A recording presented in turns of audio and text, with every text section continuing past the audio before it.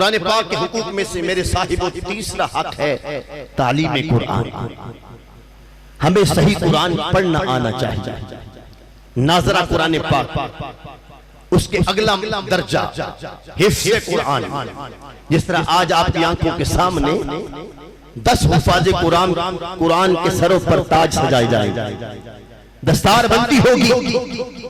قبلہ الحاج صاحب نے معاونین انتظامیہ کے ساتھ مل کر اپنی ہمت بساط کے مطابق اس بزم کو سجایا ہے. یہ نور نکھرتوں کی کہکشاں جو آپ کی آنکھوں کے سامنے ہے.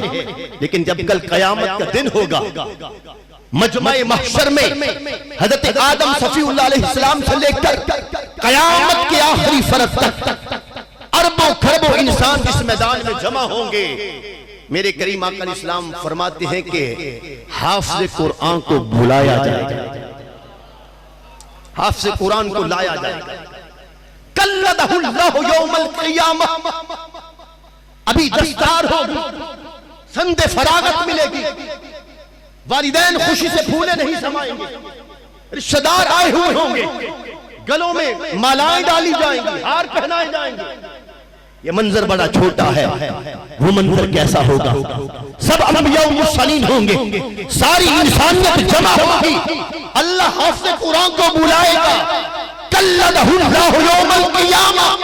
اللہ اپنی شان کے مطابق خود عزت کی مالا حافظ قرآن کے گلے میں پہنائے گا. عزت کی مالا اللہ حافظ قرآن کے گلے میں پہنائے گا. اور قرآن بھی آئے گا، قرآن شفیع بن کے آئے گا. میرے کریم آقا علیہ السلام نے فرمایا ان ھذا القرآن شافع و مشفع. اور لوگوں یہ قرآن شفیع بھی ہے اور کل قیامت کے دن اللہ اس کی شفاعت کو قبول بھی فرمانے والا. قرآن قاری کے ساتھ ہوگا، مرتے وقت بھی، قبر میں بھی، حشر میں بھی. وہ سینے جو اس قرآن کو حفظ کر چکے اور نور مدینہ بن چکے. اللہ اکبر. کتابوں میں جو افضل ہے، کتابوں میں جو افضل ہے اسے قرآن کہتے ہیں. کتابوں میں جو افضل ہے اسے قرآن کہتے ہیں. اسے جس نے اتارا ہے اسے رحمان کہتے ہیں.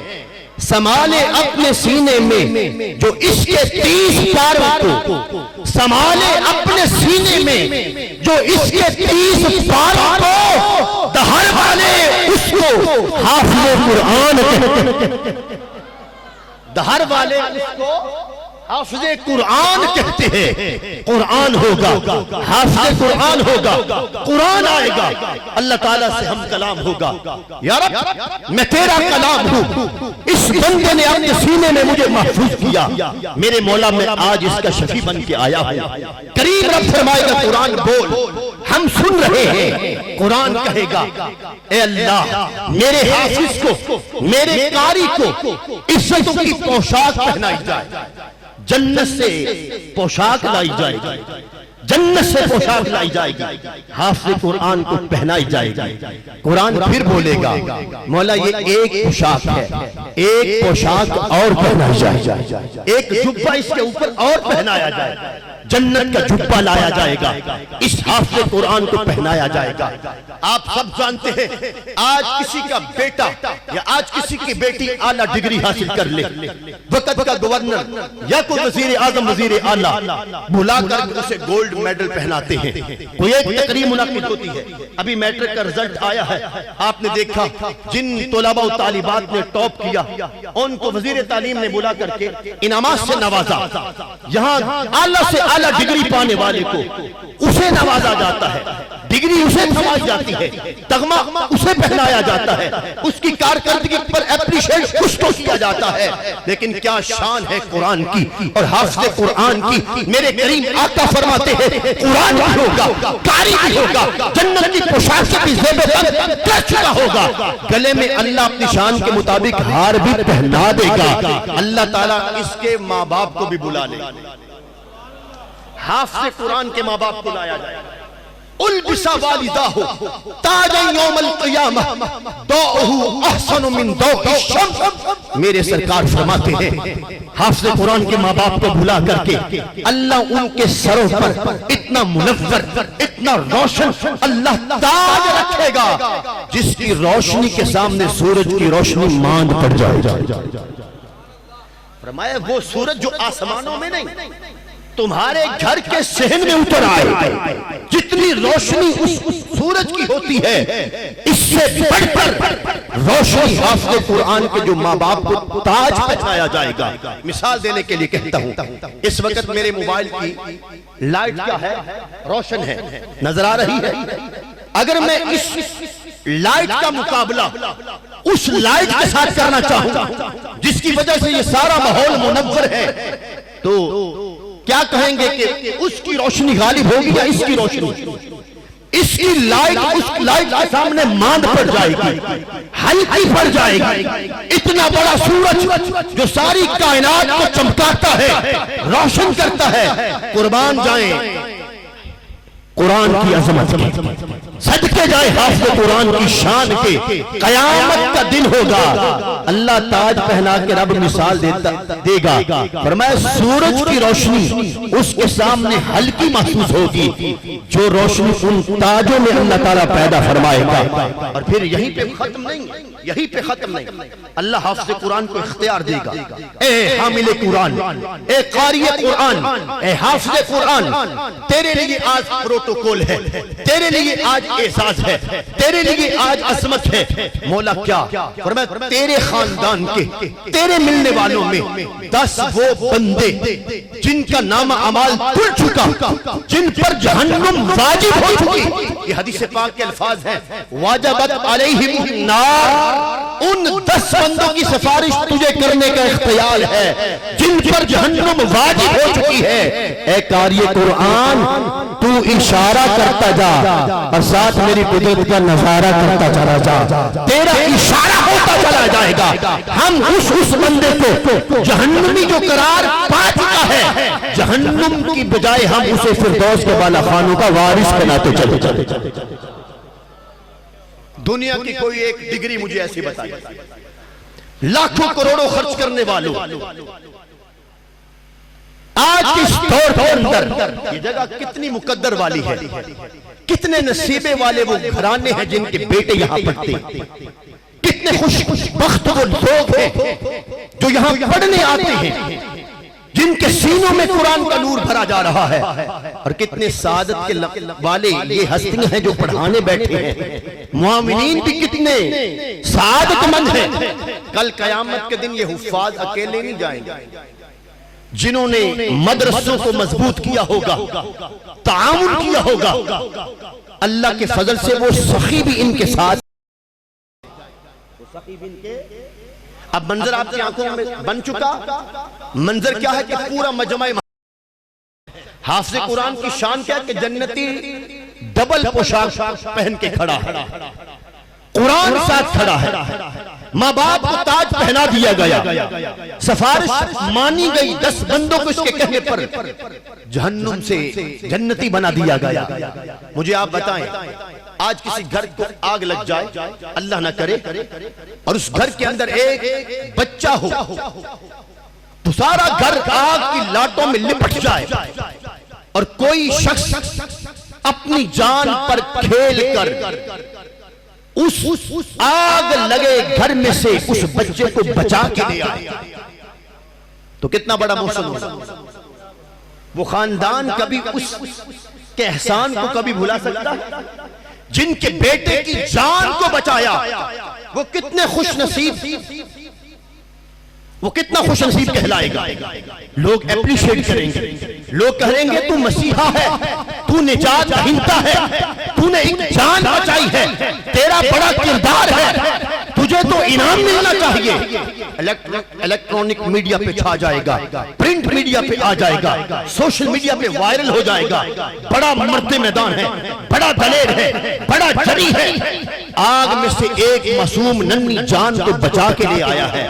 اور میرے بھائیو بزرگ دوستو، اگرچہ بہت بڑا کارنامہ ہے، مثال یہ سمجھانا تھی جو ایک شخص کی جان آگ سے بچا لے تو وہ نجات دہندہ اور مسیحا ہے، اور وہ بڑا عظیم انسان اور صاحب کردار کہا جاتا ہے اس کو۔ تو مجھے آپ بتاؤ، حدیث رسول مقبول آپ سن چکے ہو، ایک حافظ قرآن کم از کم 10 جہنمیوں کی سفارش کر کے انہیں اپنے ساتھ جنت میں لے کے جائے گا، اپنے ساتھ جنت میں لے کے جائے گا۔ اس سال کی لگا لیتے ہیں 17 طلباء و طالبات فارغ التحصیل ہوں، 10 حفاظ اور 7 حافظات، 17۔ تو 17 کو 10 سے ضرب دو، کتنے ہو گئے؟ 170۔ تو جس جگہ پر بیٹھ کر اللہ تعالیٰ نے انہیں یہ شرف دیا، یہ احساس بخشا، اس چار دیواری کو سلام ہے۔ اور جس بزرگوار استاد کے زیر اتنی بڑی مسیحائی اور مشکل کشائی کی جا رہی ہے، خدا کی قسم یہ لوگ قدر کے قابل ہیں، ان کی قدر کرو۔ یہ وہ لوگ ہیں جو سرکار کریم آقا اسلام کی امت کو اس انداز میں فائدہ پہنچا رہے ہیں، چند انگاروں سے کوئی بچائے تو مسیحا بن جائے، پوری جہنم سے جو جان چھڑائے، جہنم سے بچائے، اس کا کردار کتنا بلند ہے۔ اور قربان جائے میرے کریم آقا اسلام کی ذات برکات نے فرمایا تھا، من کان یرجو لقاء اللہ فلیکرم اہل اللہ۔ حضور نے فرمایا جو اللہ تعالیٰ سے ملاقات کا متمنی ہے، رب سے ملنا چاہتا ہے، جس کی آرزو ہے کہ رب اس سے ملے اور اس حال میں ملے کہ رب اس سے راضی ہو، یہ رب سے راضی، جو رب سے یوں ملاقات چاہتا ہے فلیکرم اہل اللہ۔ حضور فرماتے کہ اسے چاہیے کہ وہ اللہ کے گھر والوں کی عزت کیا کرے، اللہ کے گھر والوں کی، اللہ کے اہل کی۔ جب حضور نے فرمایا نا کہ اللہ کے اہل کی عزت کرے، صحابہ حیران ہو گئے۔ عقیدہ یہ دیا تھا لم یلد ولم یولد، نہ وہ کسی کی اولاد نہ اس کی کوئی اولاد، نہ اس کا کوئی گھر گھرانہ۔ جب گھر گھرانہ نہیں تو صحابہ نے سوال کیا حل للہ اہل یا رسول اللہ صلی اللہ علیہ وسلم، حضور کے اللہ کے گھر والے بھی ہیں، اللہ کے اہل بھی ہیں؟ میرے کریم آقا سامنے فرمایا نعم، ہاں اللہ کے گھر والے ہیں۔ یا رسول اللہ اللہ کے اہل کون ہیں، اللہ کے گھر والے کون ہیں؟ جواب سنیے گا، میرے کریم آقا اسلام نے فرمایا الذین یقرؤون القرآن فی الدنیا ہم اہل اللہ۔ فرمایا دنیا میں جو قرآن کے قاری ہے یہی تو اللہ کے گھر والے، یہی تو اللہ کے گھر والے ہیں، یہی اللہ کے اہل ہیں۔ اور میرے کریم آقا السلام نے فرمایا من اکرمہم اکرمہ اللہ فی الدنیا والآخرہ وادخلہ الجنہ۔ حضور نے فرمایا جو ان کی عزت کرے گا اللہ دنیا میں بھی عزتوں کے تاج پہنائے گا، اللہ آخرت میں بھی عزتیں عطا فرمائے گا، اور اللہ ان کی خدمت، ان سے محبت، ان سے عقیدت رکھنے کی وجہ سے، ان کے احترام کی وجہ سے اللہ جنت میں داخل فرما دے۔ اگلی بات بھی سن لیجئے، ومن اہانہم، ومن اہانہم، جس نے انہیں ہلکا جانا، جس نے ان کی توہین کی، جس نے انہیں معمولی سمجھا، اہانہ اللہ فی الدنیا والآخرہ، اللہ دنیا میں بھی رسوا کرے گا، اللہ آخرت میں بھی رسوا کرے گا، اور اللہ خوار کر کے جہنم میں ڈال دے گا۔ اس کے بعد حضور نے ندا دی یا ابا ہریرہ، اے ابو ہریرہ، عرض کی حضور میری سعادت کے آپ نے پکارا، میں حاضر، لبیک و سعدیک، فداک ابی و ام، حضور میرے ماں باپ قربان ہو، میں سن رہا ہوں۔ میرے کریم آقا الاسلام نے فرمایا ابو ہریرہ یاد رکھ، نبیوں رسولوں کے بعد اللہ کل قیامت کے دن جنہیں سب سے زیادہ نوازنے والا ہے وہ حاملین قرآن ہے، وہ قرآن کے قاری، وہ قرآن کے تعلیم قرآن ناظرہ ہے، اس کے بعد حفظ ہے، حفظ کے بعد پھر افہام و تفہیم ہے، یعنی اس کے ترجمے کو سیکھنا، اس کے معنی کو جاننا، اور اس کے اگلا حق ہے پھر تبلیغ قرآن، قرآن پاک کی تبلیغ کرنا، یہ اس امت پر لازم ہے۔ اللہ جل مجدہ الکریم نے ہمارے آقا مولا امام الانبیاء صلی اللہ علیہ وسلم کو خاتم النبیین بنا کے بھیجا، حضور کو خاتم النبیین بنا کے بھیجا ہے۔ قرآن آخری کتاب، ہمارے نبی ہمارے آقا مولا امام الانبیاء صلی اللہ علیہ وسلم خاتم النبیین، یہ امت آخری امت، اور اللہ تعالیٰ نے اس امت کی بابت قرآن پاک میں ارشاد فرمایا کنتم خیر امت اخرجت للناس تأمرون بالمعروف وتنہون عن المنکر وتؤمنون باللہ۔ اللہ ارشاد فرماتا ہے میں نے امتیں اور بھی بتھیری بھیجی تھی، لیکن جتنی امتیں بھیجی ہیں کنتم خیر امہ، ان ساری امتوں میں بہترین امت تم ہو، سب سے اچھی امت تم ہو، بہترین امت تم ہو۔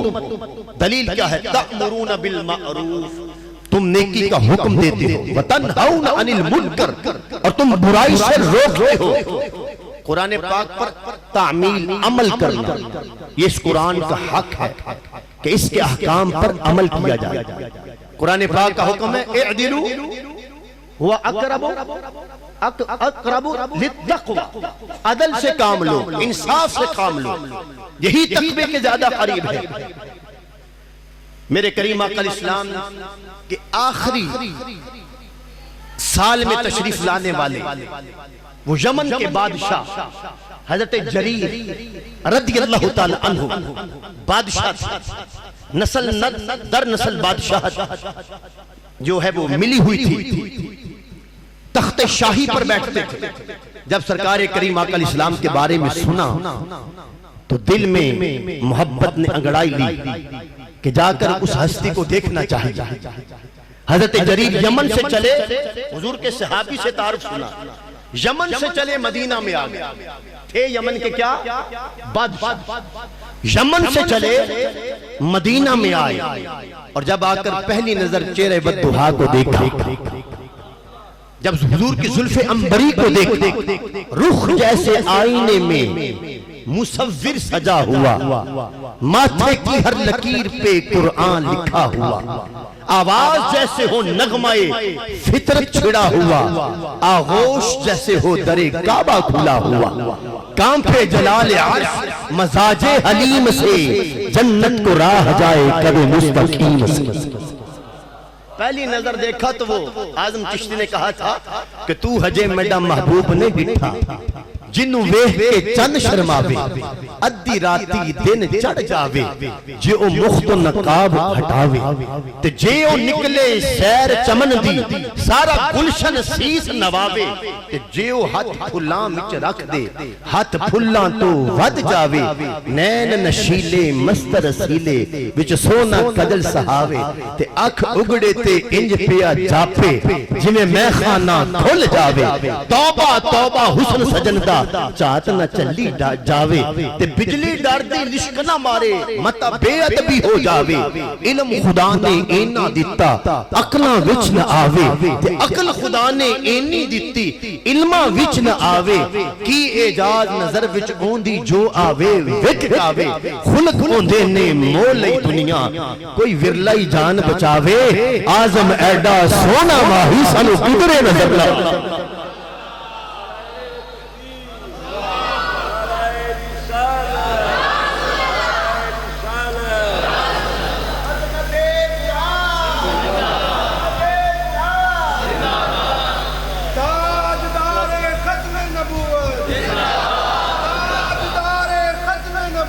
زندہ باد زندہ باد۔ آئے تخت شاہی چھوڑ کر آئے گئے، جب حضور کو دیکھا تو پھر تخت شاہی کو ہمیشہ کے لیے خیر آباد کر دیا، حضور کے قدموں سے لگ گئے، بادشاہت کو چھوڑ دی، مدینے میں رہ گئے۔ بڑا تھوڑا ٹائم ان کو ملا، لیکن جو حضور کی نظروں سے فیض تھا، جو سرکار کے لبوں سے جھڑے ہوئے علم کے موتی جو چنے تھے، اندر کی دنیا کتنی بدل چکی تھی۔ سرکار کریم آقا الاسلام کے وصال کے بعد بھی مسکن مدینہ ہی، مدینہ میں رہ رہے ہیں، چونکہ بادشاہ تھے، نفاست اور عمدہ چیزوں کا انتخاب یہ طبیعت بن چکی تھی۔ ایک دن مدینہ پاک میں اپنے غلام کو بھیجا، جو میرے لیے کوئی اچھی نسل کا گھوڑا لے کے آؤ۔ اس نے کہا علی جناب جو آپ کا حکم، پہلے بھی گھوڑے تھے، کہا کوئی عمدہ نسل کا گھوڑا ڈھونڈ کے لا۔ غلام گیا، بازار میں دیکھا کہ ایک اجنبی اپنے گھوڑے کی بولی لگا رہا، غلام نے دیکھا کہ گھوڑا نسلی، قریب گیا، صاحب بیچو گے؟ جی بیچنے کے لیے کھڑا ہوں۔ کتنے لوگ ہیں؟ کہا 300 درم کا ارادہ ہے۔ کہا 300 درم تیرا ہوا، گھوڑا ہمارا ہوا، مگر تم کو ہمارے ساتھ چلنا ہے میرے آقا میرے سید کے پاس، وہاں جانے پر گھوڑے کی لگام میں پکڑ لوں گا اور اپنا 300 درم وہاں سے تم وصول کر لینا۔ چلیے جناب۔